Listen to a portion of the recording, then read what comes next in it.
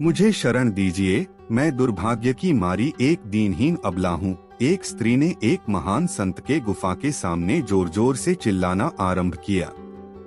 आधी रात बीत चुकी थी। ऐसे समय में नगर से दूर निर्जन पहाड़ी पर एक स्त्री की आवाज नहीं आ रही थी। आकाश में तारे चमक रहे थे, पर पृथ्वी पर बना अंधकार था। संत अपनी गुफा में जाग रहे थे। वे उसकी पुकार सुनकर बाहर आए और गुफा के बाहर उसे ठहरने का स्थान बताकर भीतर चले गए। स्त्री का नाम रूपकला था। दूसरे दिन प्रातःकाल उन्होंने उस रमणी को देखा। वह बड़ी रूपवती थी। उसका शरीर सोने के आभूषणों से सजा था।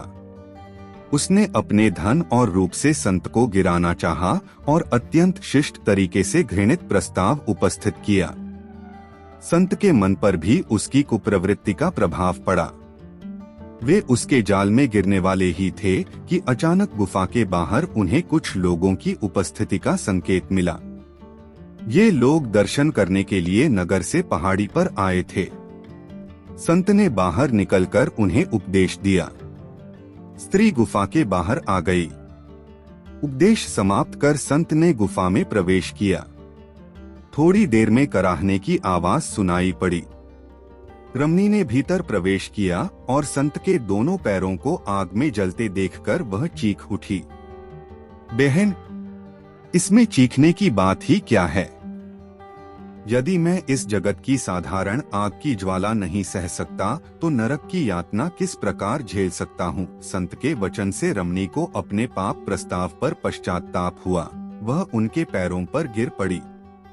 उठो बहन, भगवान ने हम दोनों को बचा लिया। वे अपने भक्त की रक्षा करते हैं।